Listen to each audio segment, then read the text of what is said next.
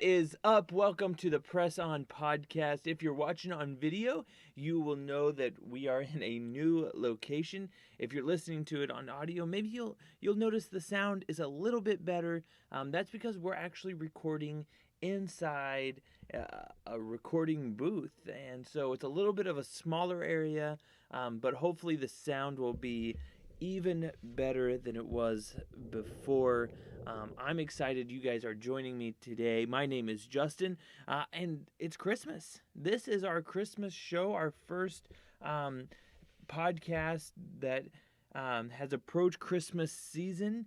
And we've been in this series called God with Us. We've talked about how God is with us in the valleys and in the wilderness and in the storms of life. And this whole Christmas season has been about this phrase, God incarnate.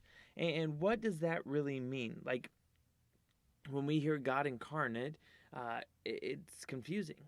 I looked it up on Webster's dictionary, and it got even more confusing. So, simply put, God incarnate means that God became flesh. God came down to earth in the form of Jesus.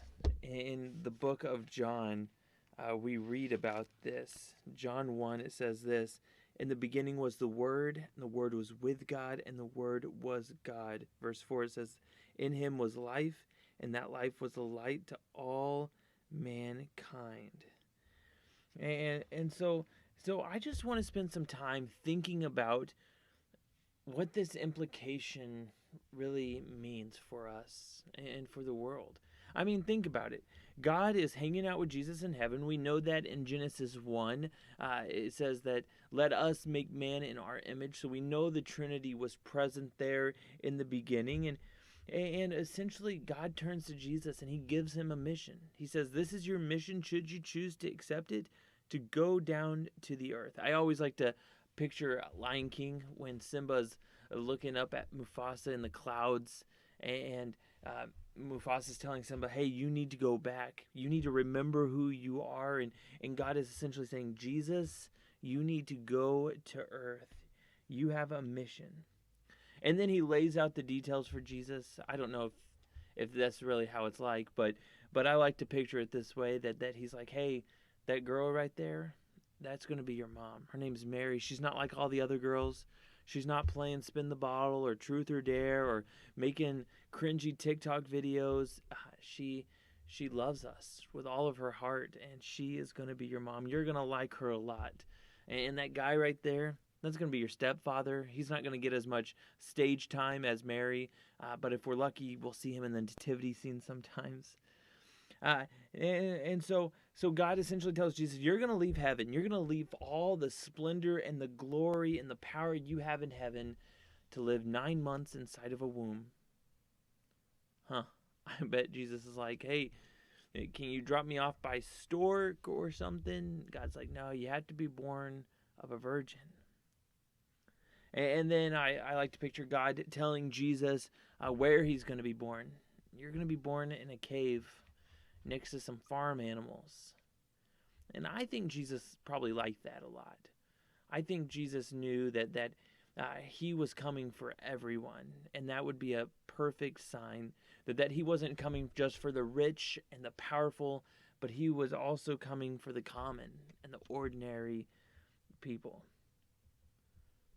And then Jesus grows up, and I bet Jesus growing up was interesting because he was fully human, but yet he was fully God. So, like, when he didn't want to eat his broccoli, did he just turn it into birthday cake? Or there's a meme going around on Facebook where Mary's trying to give him a bath, and he's standing there and the waters are parted in the bathtub, and she's like, "Jesus, no, it's your bath time." I bet that was frustrating sometimes. I don't know. Or when he got to grade school or high school and he was the perfect student, straight A's, teachers loved him. All the other students probably were jealous and they hated him. Now, none of that's in Scripture, and we don't know that to be true, but what we do know is that most of Jesus' life, people hated him. Scripture says that even his hometown rejected him. And what did he do in the midst of that hatred coming towards him? Well, he healed blind eyes. He opened deaf ears, and he even raised people from the dead. But yet, he was still hated. People thought he was a hypocrite, a drunk, a lunatic. They thought he was dangerous. But he thinks back to that mission that God gave him. You go to earth and show people my love. So what does Jesus do in the midst of that hate? He touches lepers. He befriends prostitutes. He loves all the religious rejects. I once heard it said that the more you love, the more they'll hate. But we should just keep on loving. One of my favorite authors, Bob Goff, he said that love isn't just this feeling we feel. It's actually something that we do. It's a verb. We do love. We go love. I would go one step further and say that love is not just what we do. It's who we are. It's who we are made in the image. We're made in the image of God, and God is love. So essentially, we're made in the image of love. See, Jesus came to earth for one very simple yet profound reason, and that's to show the earth God's love. I like to think that he thought, I can't just shout our love from heaven, so I have to go to earth to show it. That's Christ incarnate. That's Emmanuel. That is God with us, God becoming flesh to show us his love. And I pray that gives you hope this Christmas season. Maybe you already have that hope.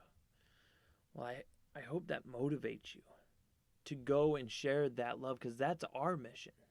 In fact, I wear this necklace. I got it recently, but first glance, it looks weird because it's a broken heart.